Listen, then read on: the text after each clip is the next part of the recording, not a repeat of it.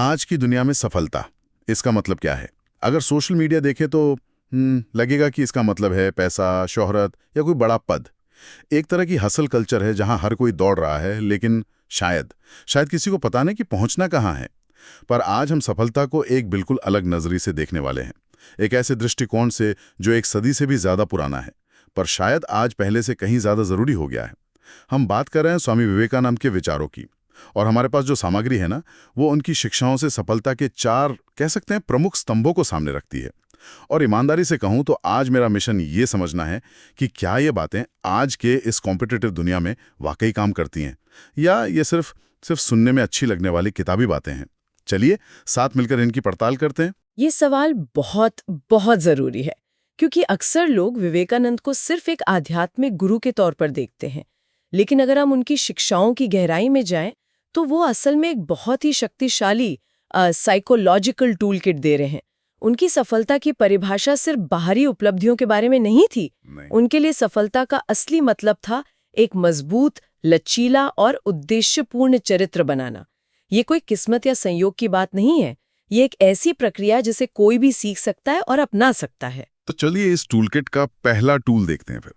स्रोत के मुताबिक पहला स्तंभ है आत्मविश्वास। इसमें एक बहुत ही मशहूर लाइन है, खुद पर विश्वास करो तभी दुनिया तुम पर विश्वास करेगी। ये सुनने में तो बहुत अच्छा लगता है, पर सवाल ये है कि ये आत्मविश्वास आएगा कहाँ से? खासकर तब जब कोई शुरू कर रहा हो और उसके पास दिखाने के लिए कोई बड़ी कामयाबी ना हो। क्या ये सिर्फ fake it till you make it वाली बात है? ये एक बहुत ही दिलचस्प सवाल है, क्योंकि विवेकानंद जिस आत्मविश्वास की बात कर रहे हैं वो घमंड या दिखावा नहीं है, वो बाहरी सफलताओं पर टिका नहीं है। ये असल में गहरी आत्मजागरूकता से आता है। उनका मानना था कि हर इंसान के अंदर असीम क्षमताएं और शक्तियां मौजूद हैं। आत्मविश्वास का मतलब है उस अंदरूनी शक्ति को पहचानना और उस पर भरोसा करना।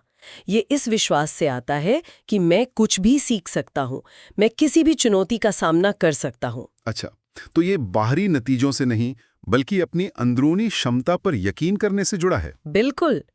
इसे आज की मनोविज्ञान की भाषा में इंटरनल लोकस ऑफ कंट्रोल कहते हैं। मतलब ये मानना कि आपकी जिंदगी का जो कंट्रोल है वो बाहरी परिस्थितियों के हाथ में नहीं बल्कि आपके अपने हाथ में है। जब कोई यह मान लेता है कि वो अपनी किस्मत खुद बना सकता है, तो वो बाहरी तारीफों या आलोचनाओं पर निर्भर नहीं रहता। उसका आत्मविश्वास अंदर से आता है जो किसी भी तूफान में आपको मजबूती से खड़ा रखता है। ये वो नींव है जिसके बिना सफलता की इमारत खड़ी ही नहीं हो सकती। ठीक है, मान लिया कि ये नींव बहुत जरूरी है, लेकिन सिर्फ नींव से तो इमारत नहीं बनती, है ना? किसी के पास दुनिया का सारा आत्मविश्वास हो, पर अगर वो सुबह बिस्तर से उठकर कुछ करे ही नहीं, तो उस यकीन का क्या फायदा? तो इस आत्मविश्वास को एक्शन में कैसे बदला जाए? आपने बिल्कुल सही जगह पर उंगली रखी है, और यही हमें दूसरे स्तंभ की ओर ले जाता है, कर्म और परिश्रम। आत्मविश्वास अगर सोचने की शक्ति है, तो कर्म उसे हकीकत में बदलने की। और यहाँ विवेकानंद कर्म योग का सिद्धांत सामने रखते हैं, जो शायद उनका सबसे क्रांतिकारी विचार है। हाँ, स्रोत में इसका जिक्र है। इसमें कहा गया है, जो व्यक्ति बिना फल की चिंता किए निरंतर मेहनत करता है, सफलता एक दिन उसके कदम चूमती है। लेकिन क्या ये आज के दौर में थोड़ा अव्यावहारिक नहीं लगता? मतलब अगर कोई छात्र परीक्षा के परिणाम की चिंता ना करे या कोई बिजनेस करने वाला मुनाफे की परवाह ना करे, तो क्या वो अपना बेस्ट दे पाएगा? कहीं ये सोच हमें लापरवाह तो नहीं बना देगी? देखने में ऐसा लग सकता है, लेकिन असल में इसका मतलब ठीक उल्टा है।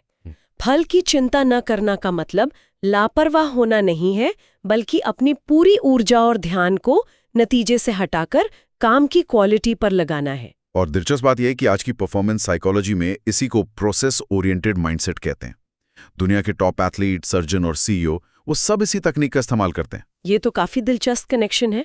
मतलब विवेकानंद एक सदी पहले ही वो राज बता रहे थे, जिसे आज हम क्या कहते हैं, फिर से खोज रहे हैं एक तरह से। हाँ, सोचिए, जब एक क्रिकेटर बैटिंग करने जाता है, अगर वो हर बॉल पर ये सोचे कि मैं आउट हो जाऊंगा या मुझे सेंचुरी बनानी ही है, तो उसका ध्यान बॉल से हटकर भविष्य की चिंता पर चला जाएगा और उसके आउट होने की संभावना बढ़ जाएगी। कर्मयोग कहता है, नतीजे की चिंता छोड़ो, अपना 100% ध्यान सिर्फ उस गेंद पर लगाओ जो तुम्हारे सामने है। जब आप प्रक्रिया पर फोकस करते हैं तो नतीजा अक्सर अपने आप बेहतर हो जाता है। ये आपको उस तनाव और डर से आज़ाद करता है जो आपके प्रदर्शन को कम कर देता है। तो ये एक तरह का मेंटल हैक है ताकि हम अपना बेस्ट दे सकें। लेकिन मान लीजिए किसी ने आत्मविश्वास भी दिखाया और पूरी लगन से प्रोसेस पर फोकस भी किया, लेकिन फिर भी नाकाम हो गया। ऐसा तो होता है जिंदगी में, हमेशा सब कुछ हमारे हिसाब से नहीं चलता। यहीं पर आकर ज्यादातर लोग टूट जाते हैं। और यहीं पर तीसरा स्तंभ आता है जो शायद आज के दौर में सबसे ज्यादा जरूरी है, असफलता को एक मौके के तौर पर देखना। विवेकानंद का वो मशहूर नारा है, उठो जागो और तब तक मत रुको जब तक लक्ष्य प्राप्त न हो जाए। ये सिर्फ एक मोटिवेशनल कोट नहीं है, ये एक पूरी मानसिकता है। स्रोत इस बात पर जोर देता है कि असफलता अंत नहीं है, बल्कि ये सीखने, सुधार करने और पहले से ज्यादा मजबूत बनने का एक जरूरी हिस्सा है। इसे आज की भाषा में शायद ग्रोथ माइंडसेट या लचीलापन, रेजिलियंस कह सकते हैं। बिल्कुल, ये ग्रोथ माइंडसेट का ही मूल है। देखिए, दो तरह की सोच होती है। एक है मैं असफल हो गया, जो आपके पहचान पर एक धब्बा लगा देती है। दूसरी सोच है मेरा यह प्रयास असफल हुआ, जो असफलता को आपसे अलग करके एक बाहरी घटना बना देती है। विवेकानंद दूसरी सोच को अपनाने की बात करते हैं। सोचिए, अगर थॉमस एडिसन अपने पहले 100 प्रयासों के बाद खुद को असफल मान लेते, तो शायद आज भी हम मोमबत्तियों की रोशनी में बैठे होते। उन्होंने अपनी हर नाकाम कोशिश को ये सीखने का एक तरीका माना कि इस तरह से बल्ब नहीं बनाया जा सकता। हर असफलता उनके लिए एक डेटा पॉइंट थी, एक सीख थी। तो असफलता एक तरह का फीडबैक है जिसे हमें व्यक्तिगत तौर पर नहीं लेना चाहिए। ये बस हमें बता रहा है कि हमें अपना तरीका बदलने की जरूरत है। सही पकड़ा। और ये स्तंभ भी पहले दो से गहराई से जुड़ा हुआ है। आपका आत्मविश्वास आपको गिरने के बाद दोबारा उठने की हिम्मत देता है, और कर्म योग का अभ्यास आपको ये समझने में मदद करता है कि असफलता प्रक्रिया का एक स्वाभाविक हिस्सा है, ये आपकी कीमत तय नहीं करती। ये तीनों मिलकर एक ऐसा मानसिक कवच तैयार करते हैं जो आपको किसी भी चुनौती का सामना करने के लिए तैयार करता है। आत्मविश्वास, बिना चिंता के कर्म और असफलता से सीखने की हिम्मत, ये एक बहुत ही शक्तिशाली संयोजन लगता है। इससे एक बहुत ही काबिल और लचीला इंसान तैयार हो सकता है। लेकिन फिर एक सवाल मन में आता है, ये सब किस लिए? इतनी मेहनत, इतनी मानसिक मजबूती, इसका आखिरी मकसद क्या है? क्या सिर्फ व्यक्तिगत कामयाबी ही अंतिम लक्ष्य है? ये सवाल ये इस पूरी चर्चा को एक नए और गहरे स्तर पर ले जाता है, और यहीं पर चौथा स्तंभ आता है, सेवा और उद्देश्य का मौका। विवेकानंद के अनुसार सच्ची और स्थायी सफलता वो है जो सिर्फ आपके अपने लिए ना हो, बल्कि समाज और मानवता के कल्याण से जुड़ी हो।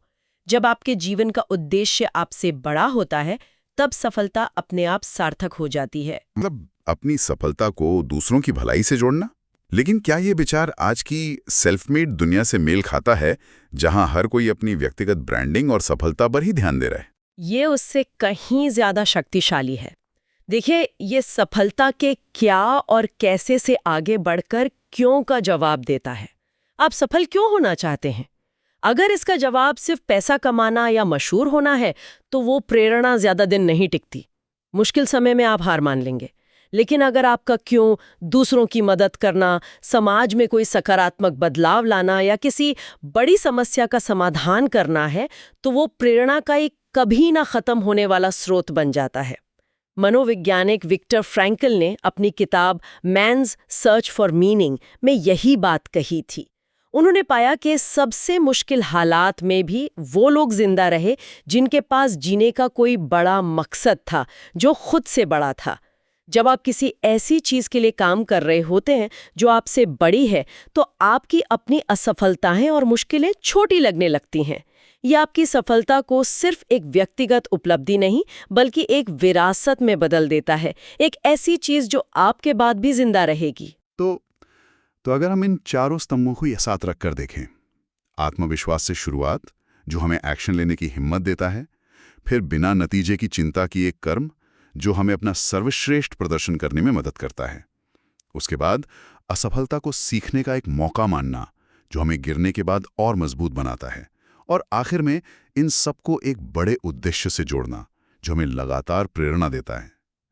ये तो सफलता का एक पूरा इकोसिस्टम लगता है। बिल्कुल, ये एक ऐसी तस्वीर है जो सिर्फ बाहरी चमक दमक पर नहीं, बल्कि गहरी आंतरिक मजबूती पर टिकी है। स्रोत का निष्कर्ष भी यही है कि सफलता कोई लॉटरी नहीं है जो किस्मत से लगती है।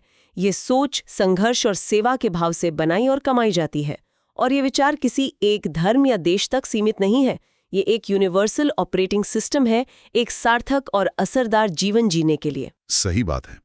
ये सिर्फ सफल होना नहीं सिखाता, बल्कि एक ऐसा इंसान बनना सिखाता है जो अपनी सफलता को पचा सके और उसे सही दिशा दे सके। सही कहा, क्योंकि बिना चरित्र और उद्देश्य के सफलता अक्सर खोखली और विनाशकारी भी हो सकती है।